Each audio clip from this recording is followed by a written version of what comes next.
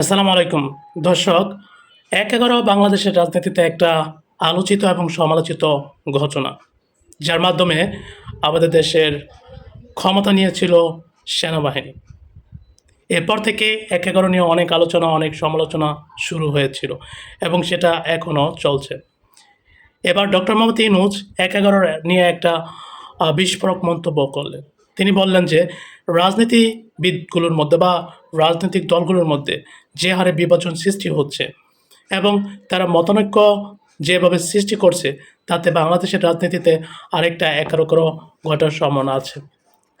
আমরা জানি যে জুলাই ঐক্য মতের কমিশনের সেখানে জুলাই সনদ নিয়ে বিভিন্ন ধরনের আলোচনা হয়েছে এবং সেই আলোচনাগুলো গত পরশু শেষ হওয়ার কথা ছিল। কিন্তু সেই আলোচনায় এখন রাজনৈতিক দলগুলো বিভিন্নভাবে বিভাজন হয়ে গেছে। বিএনপি, জামাতে ইসলাম, এনসিপি, গণপরিষদ, এরপর হচ্ছে ইসলামিক দলগুলো সহ চরমোনাই, এদের একেকজনের একেক রকম মতানৈক্য রয়েছে, একেকজনের একেক রকম দাবি রয়েছে। এই জন্য তারা জুলাই ঐক্যমত্য কমিশন তারা তাদের সিদ্ধান্তে একত্রিত হতে পারেনি এবং একটা সঠিক সিদ্ধান্তে আসতে পারেনি। এই জন্য এই কমিশনের মেয়াদ আরও ১ মাস বাড়ানো হয়েছে। ডক্টর মোহাম্মদ তিনি বলেছেন যে আমরা যদি এভাবে বিচ্ছিন্ন হয়ে যাই, আমরা যদি একটা মতানৈক্যে আসতে না পারি বা একটা সিদ্ধান্তে আসতে না পারি, তাহলে যে কোনো সময় যে কোনো ধরনের ঘটনা ঘটতে পারে। কারণ দেশের আইনশৃঙ্খলা পরিস্থিতি অবনতি হয়েছে, দেশে বিনিয়োগের পরিমাণ কমে গেছে, দেশের মানুষের মধ্যে একটা মিশ্র প্রতিক্রিয়ার সৃষ্টি হয়েছে, রাজনৈতিক দলগুলো এক সময় এক রকম কথা বলছে। এতে যে ধরনের মতানৈক্য ক্রিয়েট হয়েছে, তাতে যে কোনো সময় বাংলাদেশের রাজনীতিতে তৃতীয় পক্ষ থাবা দিতে পারে। যদি এটা অনেকে আশঙ্কা করছেন, তো আবারও অনেকে বলছেন যে না, এরকম নাও হতে পারে। কিন্তু যদি এরকমভাবে চলতে থাকে রাজনৈতিক দলগুলোর মধ্যে, তাহলে অবশ্যই এই দেশে আবারও নতুন ১/১১ সৃষ্টি হওয়ার একটা সম্ভাবনা আছে। তবে সেটা ভবিষ্যৎ, সেটা আমরা কেউ জানি না। তবে জুলাই ঐক্যমত্য কমিশনের বিভিন্ন দলের বিভিন্ন মতানৈক্য থাকবেই। জামাত চাচ্ছে পিআরপি, জামাত সহ ইসলামিক দলগুলো, এবং তারা আজকে তারা এই একটা ৩ দফা মানে ৩ দল মিলে একটা কর্মসূচি পালন করার কথা ছিল। এর সাথে যদিও এখান থেকে ৬ দফা ছিল বা ৬ দলের একটা কর্মসূচি ছিল, সেখান থেকে এনসিপি, গণ অধিকার পরিষদ এবং এবি পার্টি তারা সরে গেছে।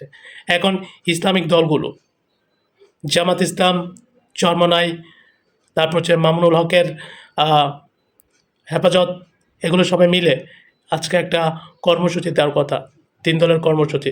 সেখানে তারা পিআরপিকে প্রমোট করার জন্য বা পিআরপি পদ্ধতিতে বাংলাদেশে নির্বাচন করার জন্য তারা তাদের কর্মসূচিগুলো জনমানুষের সামনে তুলে ধরবেন। ওইদিকে বিএনপি আবারও পিআরপি পদ্ধতি তারা চায় না। তারা চাচ্ছে যে স্বাভাবিকভাবে যে সংবিধান আছে, এই সংবিধানের মাধ্যমেই নির্বাচন হোক। আর ওদিকে যারা জামাতপন্থী কিংবা অন্যান্য দল আছে, তারা চাচ্ছে যে নতুন সংবিধান মানে জুলাই সনদের পরিপ্রেক্ষিতে বাংলাদেশে নির্বাচন হোক। না হলে তারা বলছে যে সেক্ষেত্রে নির্বাচন সুষ্ঠু হবে না। তো এখন হচ্ছে যে এই যে মতানৈক্যগুলো সৃষ্টি হচ্ছে, এগুলো যদি এভাবে চলতে থাকে, এগুলো যদি তারা একমতে না আসতে পারে, তখন কি হবে?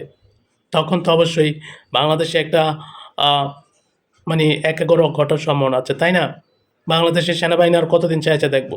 অলরেডি তো আমাদের সেনাপ্রধান বলে দিচ্ছেন তার একজন অভিভাবক দরকার, এবং তিনি নির্বাচন নিয়ে কয়েকবার বক্তৃতা দিয়ে সমালোচনায় এসেছেন। তো এগুলো যদি চলতে থাকে, তাহলে অবশ্যই ১/১১ সম্ভাবনা খুবই সন্নিকটে। এবং ডক্টর মোহাম্মদ ইউনূস তিনি একজন নোবেল বিজয়ী। হ্যাঁ, অনেকে বলেন তিনি দূরদর্শিতা মানসিক সম্পন্ন, তিনি সেটা অনুধাবন করতে পারেন, সেটা বুঝতে পারেন। তো সেই প্রেক্ষিতেই তিনি দেখতেছেন যে রাজনৈতিক দলগুলোর মধ্যে এতটা ফাটল, যেটা জুলাই আন্দোলনের সময় ছিল, কিন্তু এখন সেই ঐক্যটা নাই। এই কারণে তিনি অনুধাবন করছেন যে কোনো সময় বাংলাদেশের রাজনীতিতে ১/১১ ঘটতে পারে।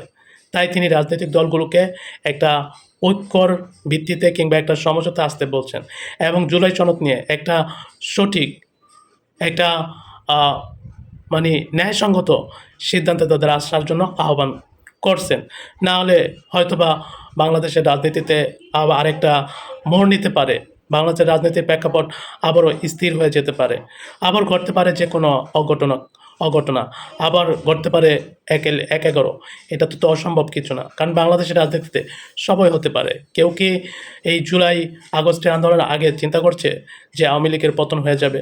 কেউ চিন্তা করেনি যে আওয়ামী লীগ শুধু পতন হবে না, তারা বাংলাদেশেও আওয়ামী লীগের যারা এমপি মন্ত্রী আছে তারা থাকতে পারে না। তো এটা তো কেউ চিন্তা করে নাই। সো এখন বর্তমানে সময়ে রাজনীতিতে কী ঘটে না ঘটে কেউ জানে না। আমরা দেখলাম আমাদের পার্শ্ববর্তী দেশ আগে শ্রীলঙ্কায় হয়েছে, এরপরে নেপালে হচ্ছে, এখন আবার ভারতে সেই আন্দোলন জোরদার হয়েছে। তো এরকম করে একে একে সরকার পতন হচ্ছে। তো বাংলাদেশের রাজনীতিতে কখন ঘূর্ণিপাকের মতো কোন জিনিসটা ঘটে যায়, কোন জিনিসটা আবির্ভাব হয়ে যায় তা কেউ জানে না। এই জন্য রাজনৈতিক দলগুলোকে ঐক্যমত্য থাকতে হবে এবং যে জিনিসগুলো দেশের মানুষের জন্য কল্যাণকর সে জিনিসগুলো তাদেরকে অ্যাকসেপ্ট করতে হবে। অ্যাকসেপ্ট করে তারা একটা সুন্দর এবং সঠিক সিদ্ধান্ত আসলে এই ১-১ সংখ্যা থাকবে না।